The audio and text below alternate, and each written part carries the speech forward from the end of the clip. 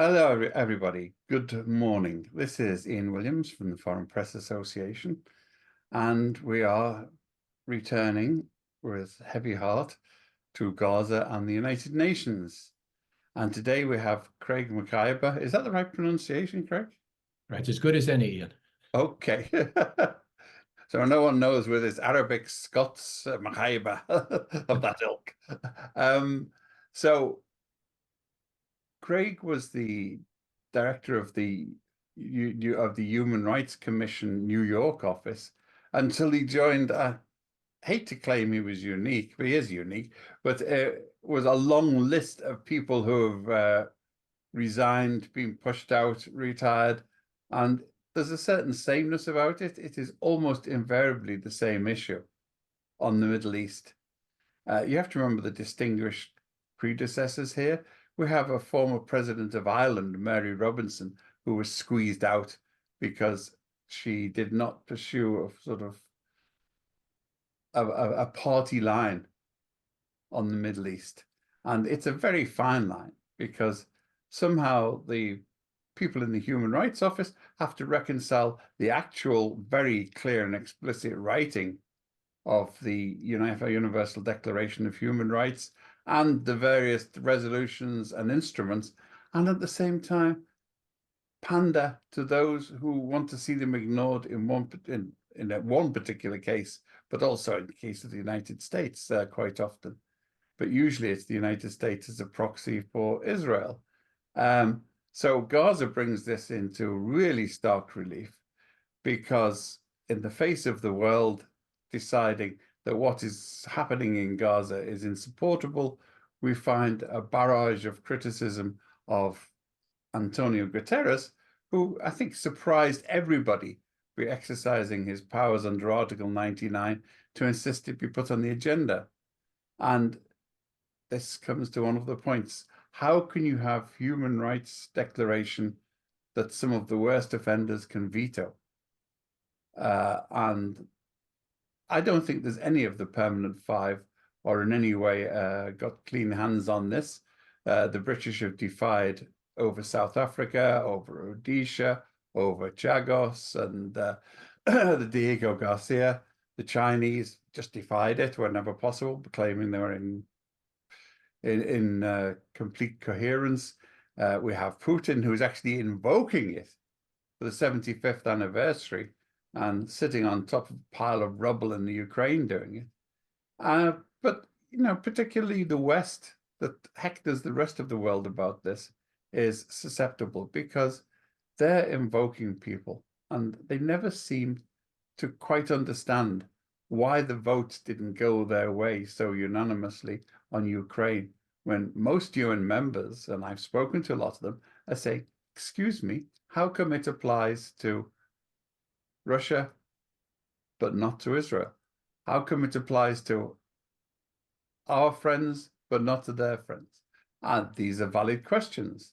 They're not valid in the sense that whataboutery is a terrible way. You can't accuse me of murder. Did you see what that guy down the road did to his wife? It does not work. It does not work as a principle.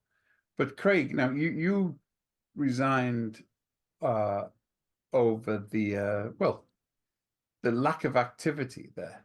And it's quite clear there are huge inhibitions on United Nations staff and agencies about what they can and can't say. Could you explain why you resigned and what the background of this is in how the UN can deal with human rights in general and particularly in the Middle East? Absolutely. First, Ian, thanks for doing this and for inviting me to participate in the conversation. So my conversation about leaving the UN after 32 years started in the late winter and early spring when there were a series of human rights atrocities that were taking place actually on the West Bank, including the infamous pogrom in the village of Hawara, a number of Israeli military attacks on civilians and so on. And at that time, given the seriousness of what was happening, I found myself quite frustrated with the cautious, often trepidatious approaches that the political side of the UN were taking in the face of these kinds of horrific atrocities. And so I was speaking out quite publicly, as I had on human rights abuses taking place in dozens of countries all around the world, on all continents, for 32 years, and had never been silenced in doing so.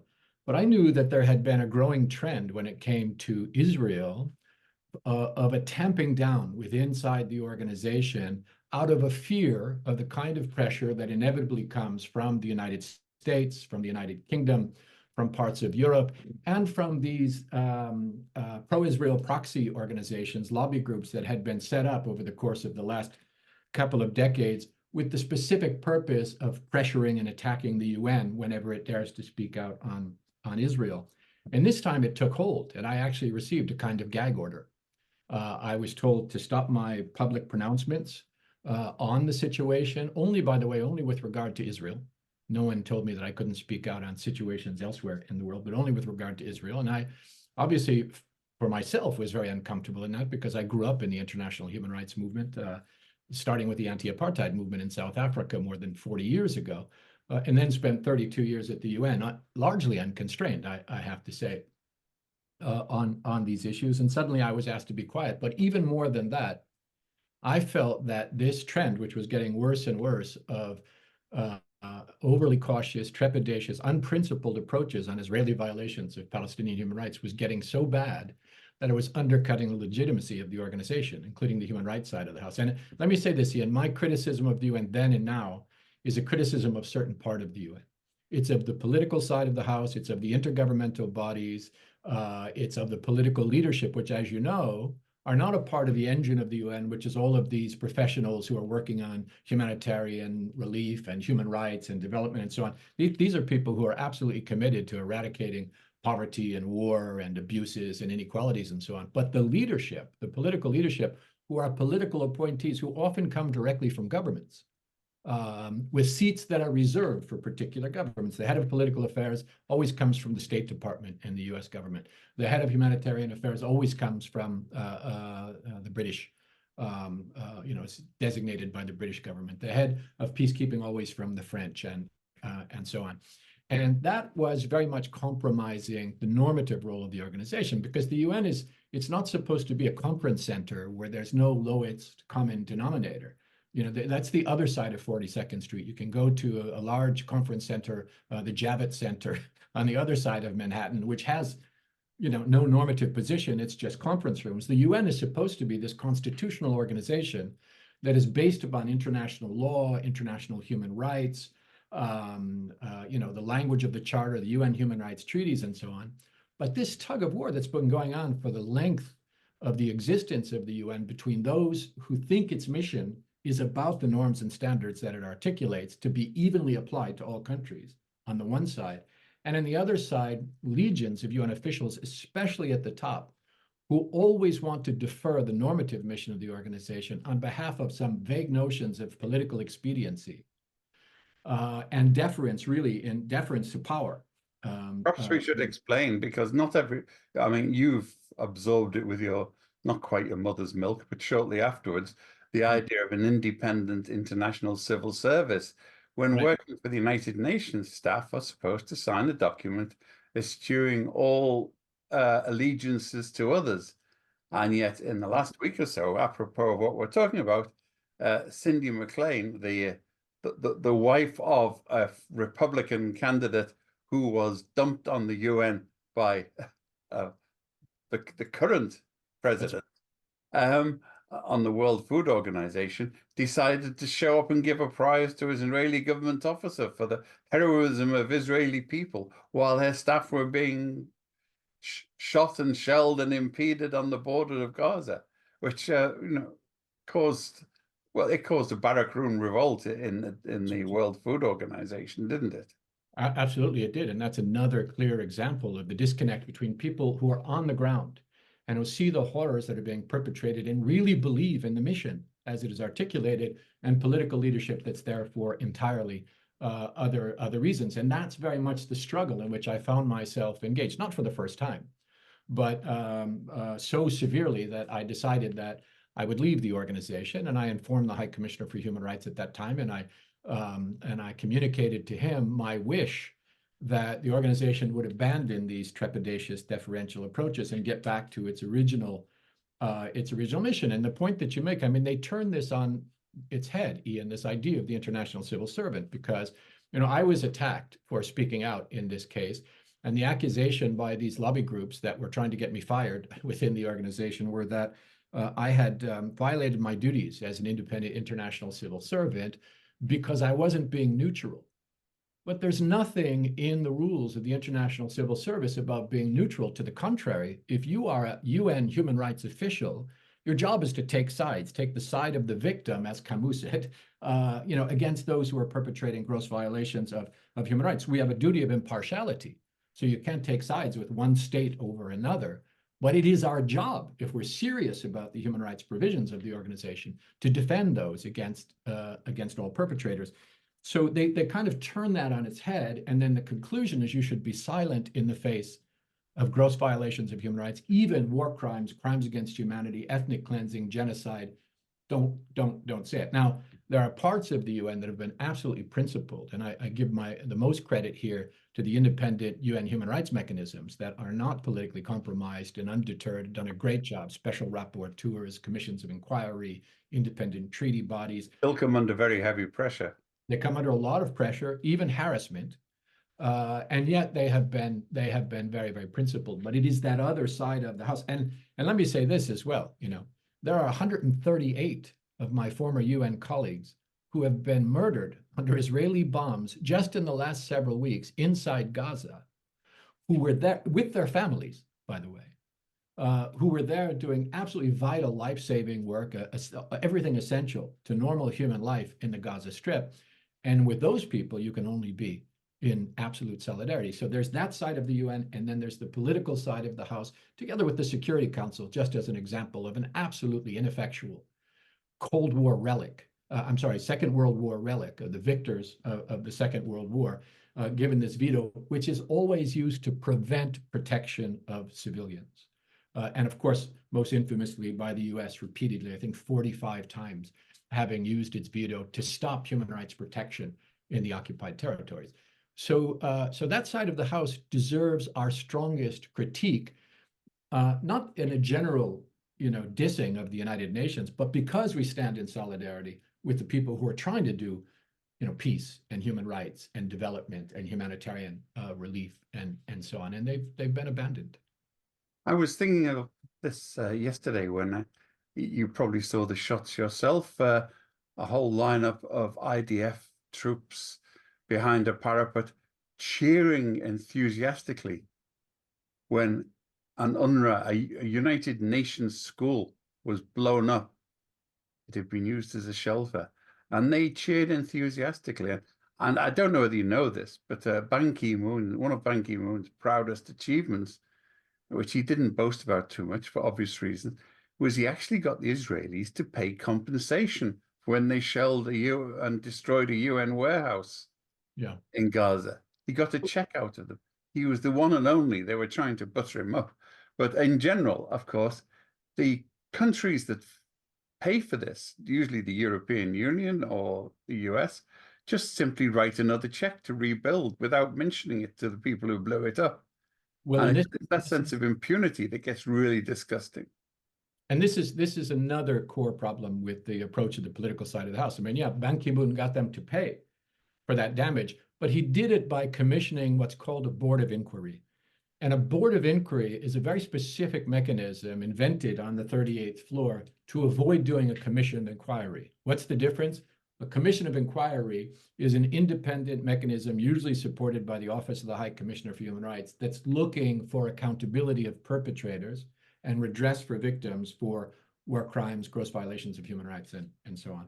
A board of inquiry is a confidential, no accountability inquiry that doesn't, these are war crimes we're talking about when you destroy UN facilities in this way, that doesn't look and won't be made public for accountability in that way, simply for compensation for physical damage that has been caused.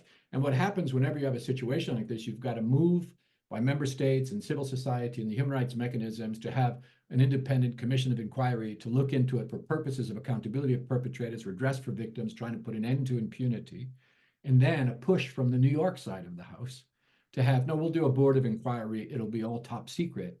We'll get maybe some money out of it, but there'll be no accountability for perpetrators. And in a way, that just feeds impunity. It provides, and we should talk about fig leaves, it provides a fig leaf that allows the status quo to continue. And that that word status quo, the approach that says that we will operate on the basis of political expediency rather than our normative mandate always means deferring to power, and it always means deferring to the status quo. Let's try to paper over what's happened and move on with the status quo as it was before, which only leads to an exacerbation of human rights situations over time because the root causes are never addressed. Why? Because it doesn't take any courage to say, someday we're going to have a two-state solution. You can repeat those mantras over and over again, but to address root causes, to talk about persecution, settler colonialism, apartheid, gross and systematic violations of human rights, that takes a modicum of political courage that the political leadership in the UN would rather, or doesn't have, or would rather not spend on something as trivial as human rights. Let's just get everything calmed down again and proceed with the situation as it was. And that's why you end up with a smokescreen of the Oslo process, which for 30 years obscured what was really happening, which was continued dispossession, settlement activity, persecution, ethnic cleansing, horrific violations of human rights, thousands of prisoners being locked up and held without charge or trial. And then when you ask the UN about it, they say, well, the quartet's going to meet and we're going to work toward a two-state solution and let's all love each other and go home. How has that Well, worked? things are desperate when Netanyahu is suggesting bringing back Tony Blair to head sort of revived quartet in Gaza. This is this is worse than despair. There's probably no one in the region who has less credibility than Tony Blair. And the idea that his name would even be mentioned, except in jest, with regard to something like that tells you just how unserious concerns about the so-called day after really are. Well, the quartet has still got a shadowy half-life somewhere in the occupied territories, I believe. But I mean, I think those of us who saw it at the time saw it was once again, it was an evasion. It was an attempt to borrow the prestige of the UN without giving it any power or responsibility. This comes back to the real issue here, which I think rather than pointing fingers, there's lots of fingers to point and lots of places to point at. But we have this Universal Declaration of Human Rights, which, unlike other international legislation, like, for example, the International Law of the Sea, which is an intricately crafted piece of work, which has its own means of enforcement, that was never done with the Declaration of Human Rights for fairly obvious reasons, because everyone can point fingers. I mean, the Russians could point to segregation, they could point to apartheid, the Americans could point to the gulags and famines in China and Russia. So nobody really, there was a sort of a vow of silence between the great powers that they won't mention it to each other. But then we moved into the 70s, and as there began an era of naming and shaming being possible. So, it was quite a step forward to say that Serbia was actually wrong and should be thrown out, that South Africa was committing apartheid and there should be sanctions, resisted furiously, we might add, by America and Britain and France, who all found excuses for apartheid at the time, just as they do for other forms of apartheid now. But what can the UN effectively do? What type of pressure, you as a human rights official? Now, the naming and shaming struck me as the key, but there's a point of, if you do name somebody too often, they're not going to listen. Mary Robinson thought if she could go and speak to the Chinese, she could stroke them into good behavior. And to some extent, it was true. They would try to keep in the good graces of the international organizations and not be too egregious. At least they wouldn't nuke Xinjiang. But they kept everything else up. What can you do? I mean, what type of measures? What is the UN not doing that it could do, I suppose?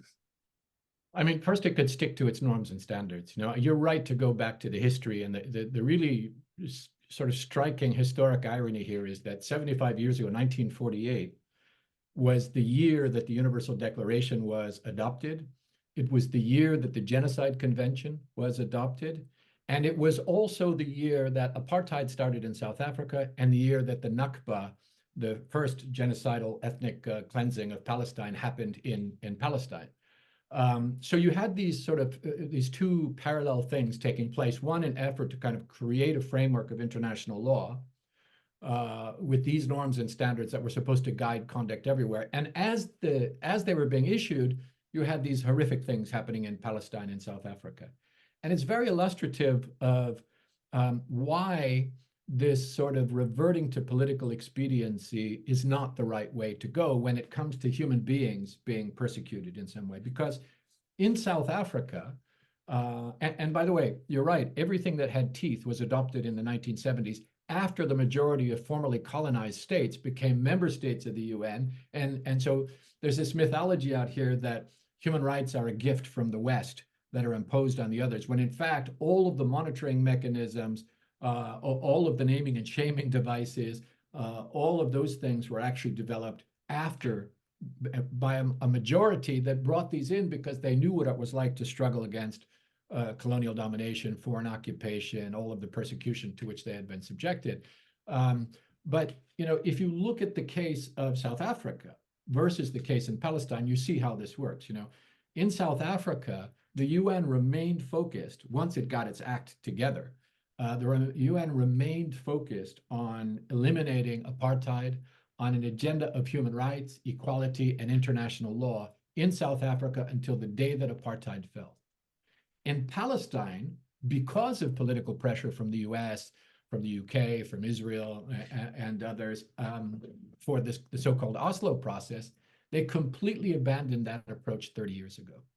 And they replaced it with this amorphous political formula that sometime in the future suggested there would be a two-state solution of some kind, and that pushed into the background any assertions of international law and international human rights. It said, that is unhelpful for the peace process.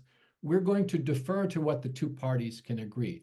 Well, when you're deferring to what two parties can agree, and one of those parties is backed up by the US and the UK and much of Europe, and the other party is occupied and oppressed and disempowered. You know, people forget as well that the PLO laid down their weapons and recognized Israel at the beginning of the Oslo process.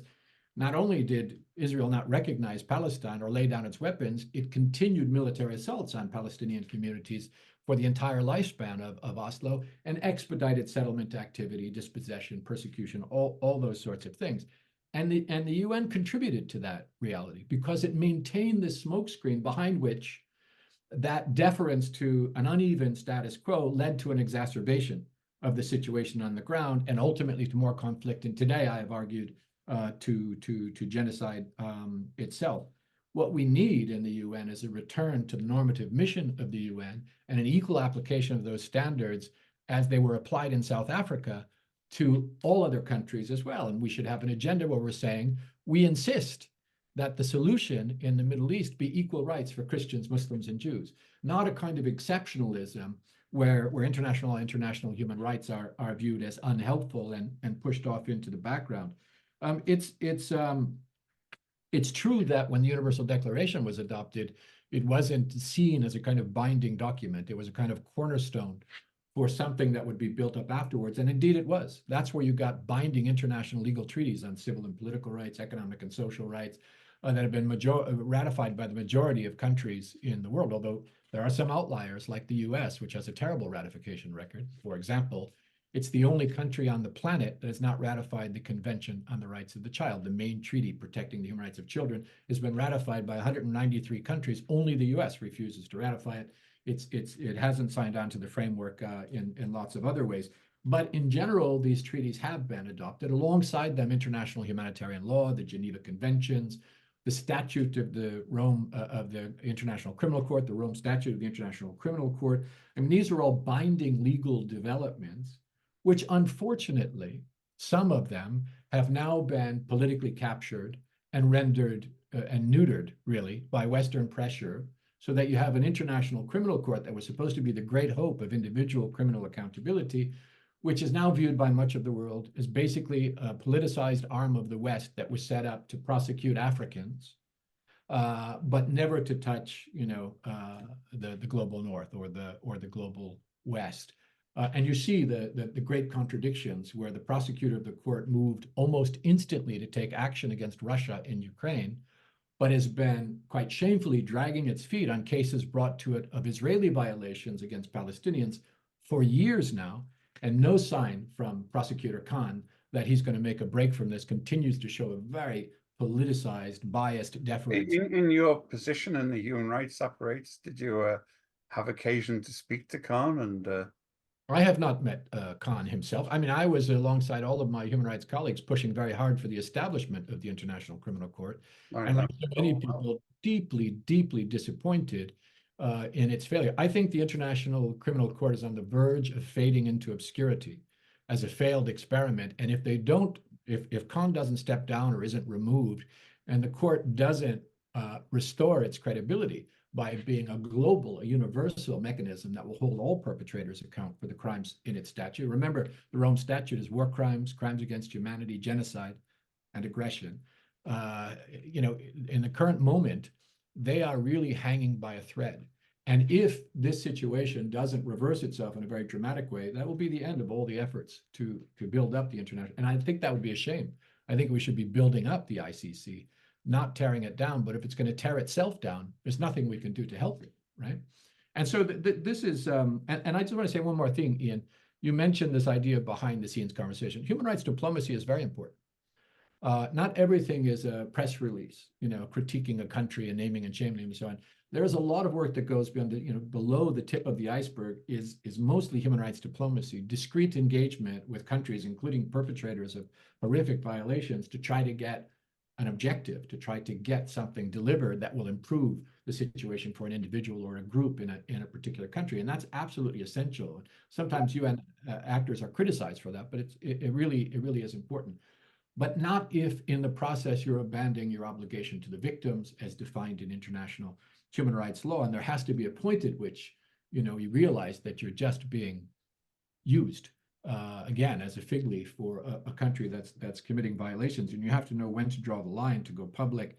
And countries invest massive amounts of diplomatic and economic resources trying to avoid critique by these UN mechanisms because they know it affects their standing in international organizations, in the international community. It affects trade, it affects investment. So they do push back. It's not like it's totally soft, but there is no enforcement outside of the Security Council and judicial mechanisms like the ICC, like the ICJ, and for these kinds of crimes in any court in the world, because these are crimes of universal jurisdiction. There is, I suppose it's an oblique compliment to the apparatus that countries like Iraq in the old days and Iran and Syria were always so sedulously trying to get on these bodies and shape them, even if they disagreed with everything that they stood for. And that's slightly less. There is a little more flexibility in the elections. They're less rigidly Bugin's turn than they used to be. But the fact that Israel got onto some of these committees because of US pressure and European pressure now is still sort of interesting because it's regarded as unfair. When we pull these things together, there are some fine compromises between pragmatism and principle. And one that's looming up, I remember during the Balkan Wars, and I would not envy being one of the UN figures on the ground, faced with the option of facilitating the evacuation of civilians from an area where the Serbs were very, very likely to massacre them, and being accused of participating in ethnic cleansing. What do you do? Because this is essentially something that's looming about as Israel is pushing for people to take Palestinian refugees from Gaza. They must be offered a home. No one says they should be offered their old homes back in behind the 67 lines. Not enough people are pointing that out when it is offered to them. But I mean, at some point, the UN officials on the ground are likely to be presented with this real devil's dilemma. Do they leave them to be massacred and bombed and starved, or do they help evacuate them and thereby facilitate what the Israelis are trying to achieve? I mean, this is the question of the ages almost. Your thoughts about the parameters of the problem? I mean, there are two huge issues there. One of them is, the sort of affirmative obligation of UN actors in the face of mass atrocities. And the UN has repeatedly failed in the face of mass atrocities, not just in Bosnia-Herzegovina, not just in Rwanda, not just in Myanmar, but it's a long catalog, and repeatedly, obviously, in the occupied territories. And every time there's a massive failure like this, there's a kind of a soul-searching exercise convened within the UN to see how we did it wrong, how it can be improved. There are always these initiatives that become landmark initiatives of each successive Secretary General and how they're going to fix it. And I think that this, I mean, you say that there's a struggle between pragmatism and principle. Of course, there always is. One has to be pragmatic as one is being principled.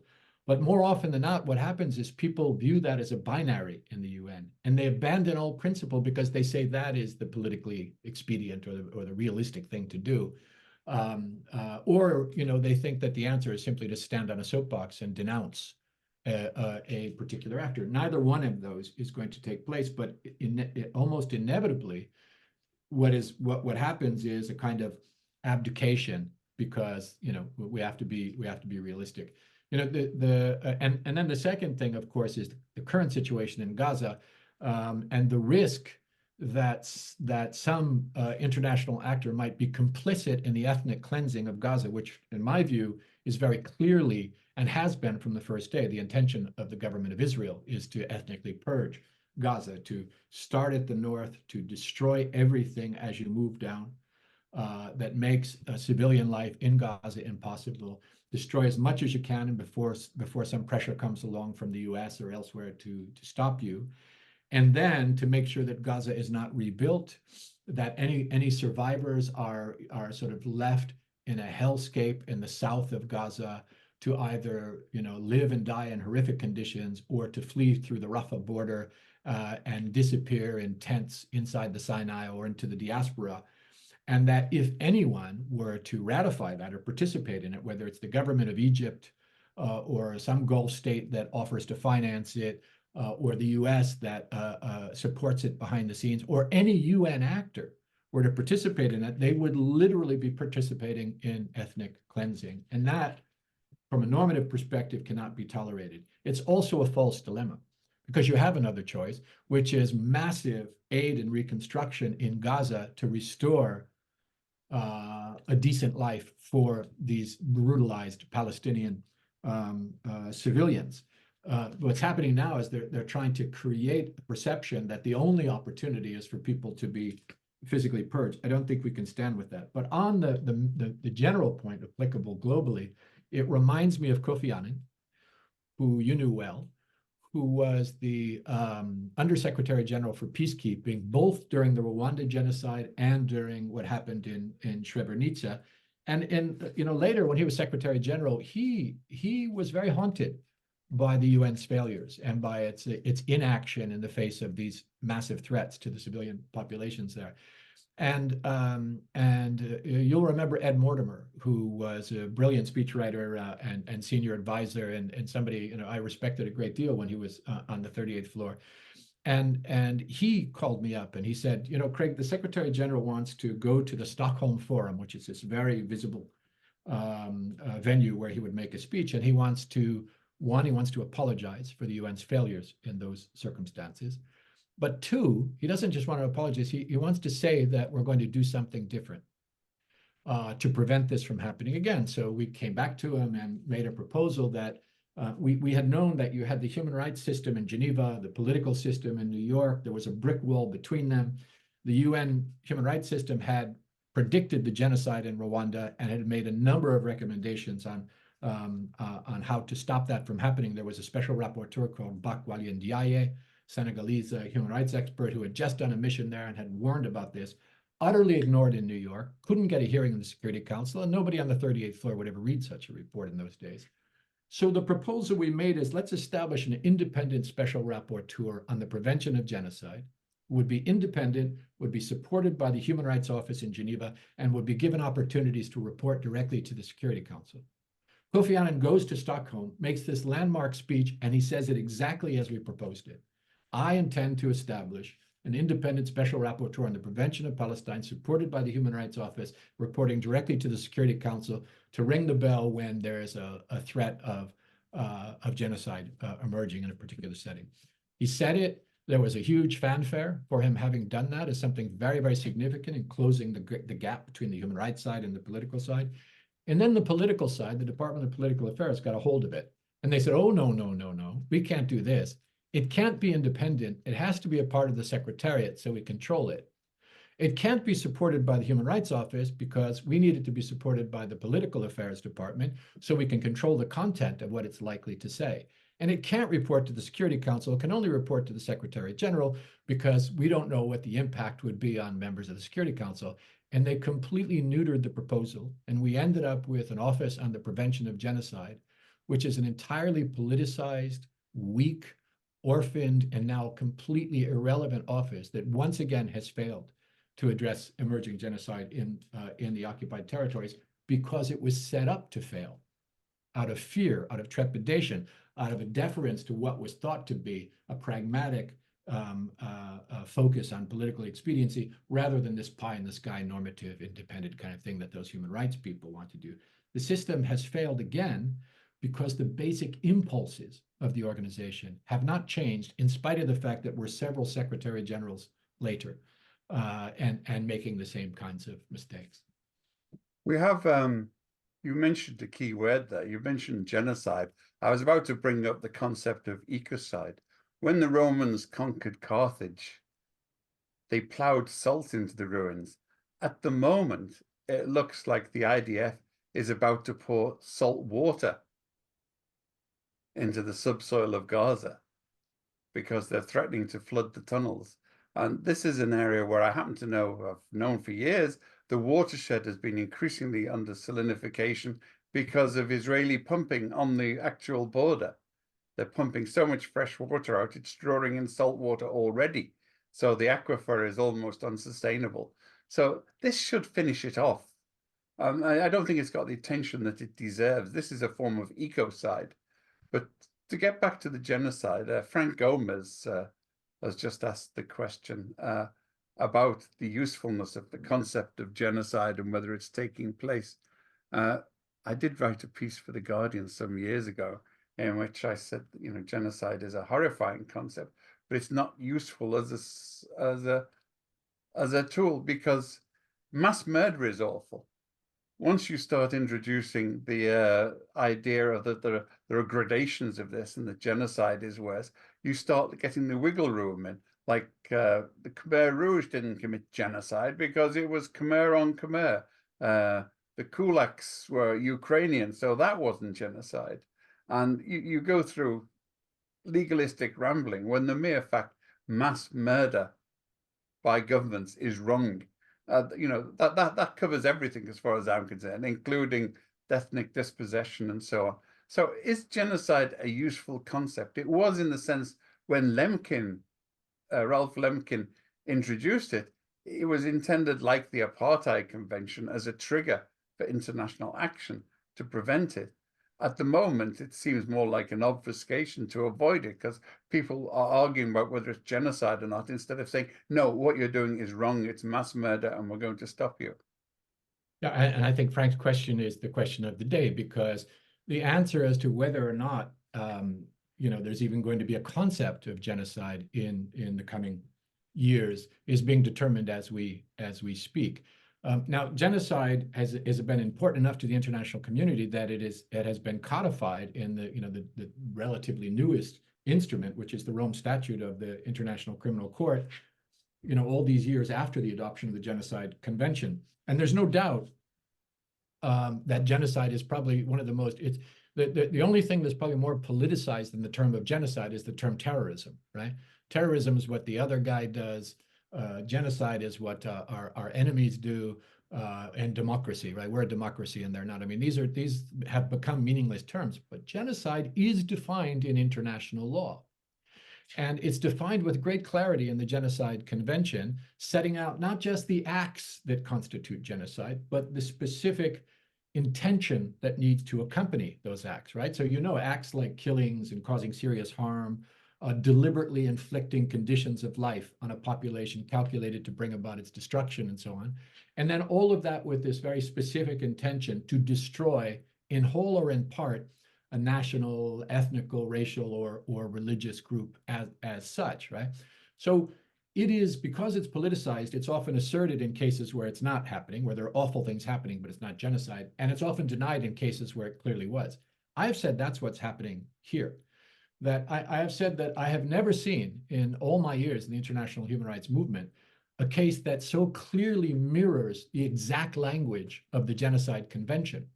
And that if this is not treated as a genocide, the very concept of genocide is at risk, and it won't be there to revert to when we see these kinds of atrocities happening in the future. Now, you're absolutely right that, even if someone ignores the crime of genocide, you still have all the evidence of massive war crimes, crimes against humanity, gross violations of human rights. These things are all happening, and it's not like there's a hierarchy. There is in the minds of people a hierarchy of these crimes against humanity, genocide.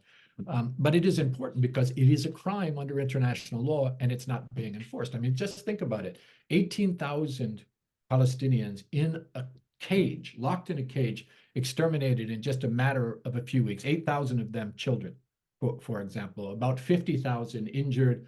Many thousands more still under the rubble, dying slow, excruciating deaths. Many more dying slow deaths because of disease. Many more now suffering from starvation in the Gaza Strip on the Mediterranean Sea. This horrifying wholesale slaughter of a civilian population with whole neighborhoods razed to the ground, massive ordnance dropped on densely populated civilian areas, homes, refugee camps, schools, clinics, humanitarian facilities, whole multi-generational families erased from the public register altogether in their hundreds. And of course, serious harm, we don't have to, that's very obvious, but there's this provision in the in the Genocide Convention that, is often a complex one, but is so clear here. Which is this idea of deliberately inflicting conditions on a group that are calculated to bring about its destruction in whole or in part. And here you have 2.3 million civilians in Gaza, poor, food insecure, already refugees, most of them children, right? They're locked into a cage, doesn't exist anywhere else on the planet. There's a siege imposed by Israel on them since at least 2005, with the closure and then progressively worse and worse in a siege, restricting food, water, sanitation, medicine, construction, free movement, all elements of a decent life, and then periodically launching military attacks against this caged civilian population. And then since October, a total siege, cutting off all food, water, and other essentials from them. And then launching the attacks, more than 2 million women, children, men forcibly displaced, destroying all of the civilian infrastructure. So there has never been a case which so closely mirrors this Article 2C of the Genocide Convention. If it's not said to apply here, it doesn't exist. But this is the last thing on this, Ian. I mean, genocide scholars from all around the world, human rights monitors, Holocaust scholars, and others have all been saying the same thing, which is they've never seen a clearer case of openly declared genocidal intent ever. Openly declared. That's the point. The Israeli politicians are explicit about what they're trying to do. In usual cases, what happens is after the dust settles, you go and you dig through government archives looking for evidence of communications between government officials proving that it was genocide. But here, and by the way, the International Court of Justice, the World Court, says because it's hard to prove intent, you can infer intent from conduct, right? So in this case, 75 years of ethnic purges that started in Nakba and have continued in the West Bank and elsewhere is already evidence that what they're doing in Gaza is intended to be another ethnic purge. But because the climate of impunity with regard to the Israeli government has been so absolute, thanks to the US and the UK and parts of Europe, they're openly declaring this, right? That's rarely the case. I mean, you've got the president, the prime minister, cabinet officials, senior military officials, openly dehumanizing Palestinians as cockroaches, subhuman, terrorists, cancer, ants, vermin, all of these kinds of things, and then declaring an intent to the public, an intent to wipe out all of Gaza, not to distinguish between civilians and combatants, razing Gaza to the ground, the need to reduce it to rubble, to bury them alive, and explicitly to carry out another Nakba. And of course, everybody has heard the blood-curdling call of Prime Minister Netanyahu invoking the biblical verse about Amalek that commands that the entire population be wiped out, that none be spared, including women, children, and suckling babies, as well as their livestock. And yes, the livestock was the livestock. it might get more sympathy from many Americans and British. They're going to kill the cats and dogs as well. That's sadly true, because Palestinians have been so thoroughly dehumanized in the West, in particular, that there's an open question out there: how many Palestinians do you have to kill before it registers morally in the consciousness of the West, versus how many Ukrainians you have to kill, or how many Israelis you have to kill, and so on. I mean, this is very clearly a feature of why this impunity has continued. So, and then the last point on this one is, so you've got the acts, you've got the intent, and then you also have, which is necessary in genocide analysis, you have to have the capacity to actually carry out a genocide, because people could say all sorts of awful things, but have no capacity to carry out a genocide. Well, here, Israel has constructed this powerful apparatus of repression over a period of decades, which exists all across Palestine and Israel, including, military occupation and assault forces, abusive police contingents, these ruthless intelligence agencies, physical things like walls and fences and barbed wire, autonomous weapons, these little robots with machine guns on them, the most advanced monitoring and surveillance technologies in the world, a whole system of repressive laws targeted at Palestine. So they absolutely have the means to carry out that genocide as well. So the conclusion to that is, if you have a case that is so clearly, as I have said, and before me, the Israeli genocide scholar Raz Sigal has said, a textbook case of genocide, just an absolute clear case of genocide, and you have people in the UN refusing to use the term,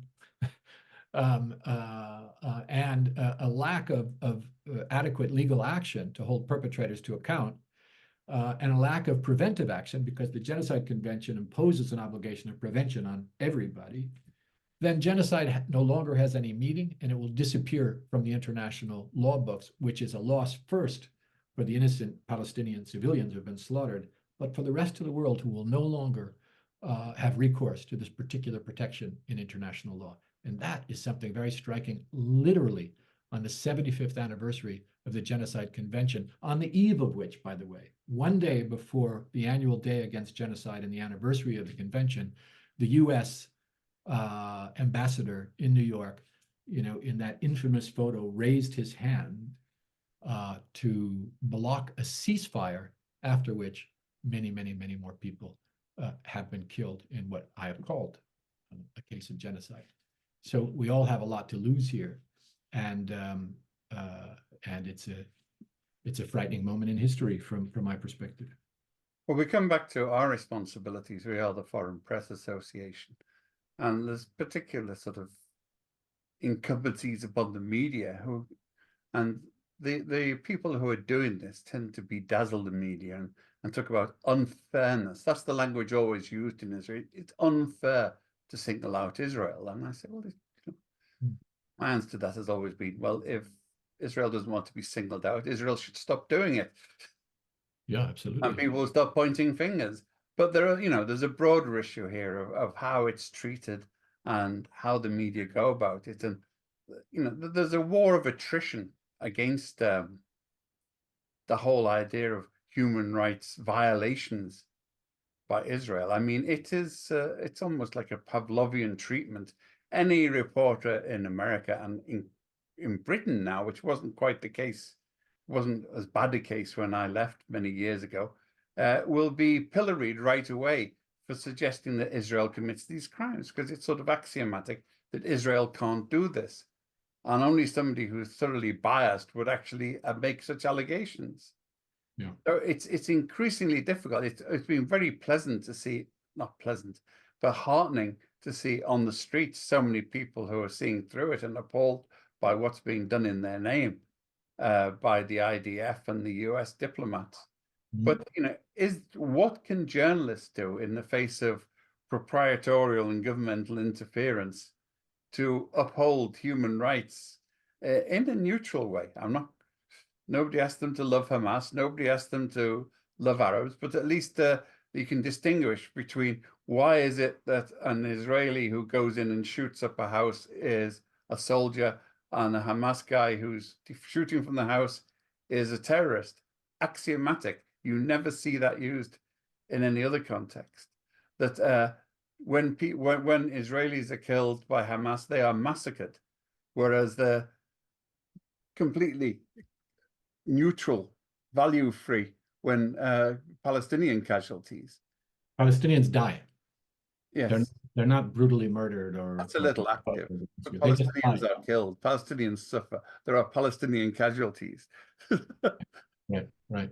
Yeah, and this is, I mean, and this is really, Ian, such an important issue right now because, I mean, frankly, at least I'm living in the United States now, and what I'm seeing is Western, especially US media,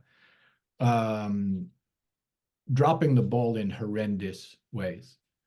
I mean, just as an example, if you ask what they can do, one is don't participate in the dehumanization of the civilian population that's being attacked, number one, because there's a lot of just parroting of dehumanizing narratives about Palestinians in Gaza that I hear every day in the media here in the West.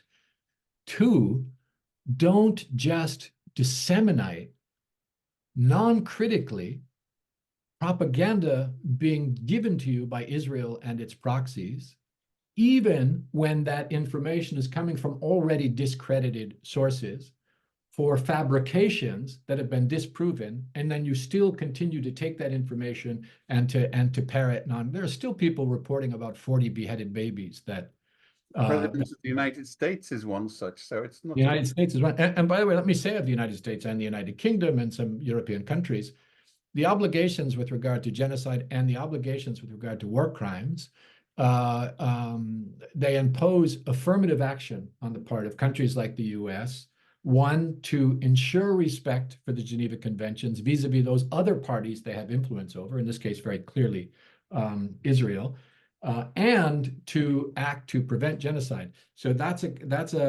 one level of obligation. But what has happened is that you have the US and the UK and others who have gone beyond a breach of those, and they're actively complicit. Because if while these crimes are taking place, you continue to provide weapons and economic support and intelligence support and diplomatic support and the use of the veto, thereby facilitating further and using your podium of the State Department, National Security Council, the Pentagon, the White House, and others, to parrot non-critically false propaganda delivered to them from Israeli sources, you are actually committing a crime in international law known as complicity. And then, we should remember as well, and I am the closest thing to a free speech absolutist you will ever meet, because I know those who suffer from restrictions on speech are always the weak ones, the minorities, the human rights defenders. But there are provisions in international law about incitement for things like genocide. And there have been, both in the Nuremberg Tribunal and in the Rwanda Tribunal, media personnel held accountable for incitement to genocide because of what they were publishing as these genocides were unfolding. And frankly, I see some of that in the media that I have been watching. So first of all is be a journalist.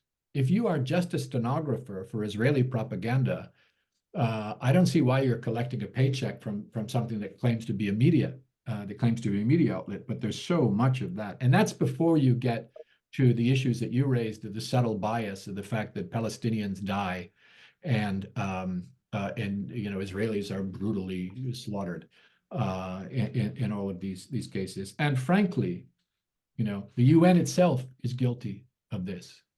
If you listen to speeches in the Security Council from senior UN officials, you will hear not a single criticism of Israeli abuses, not a hint about accountability.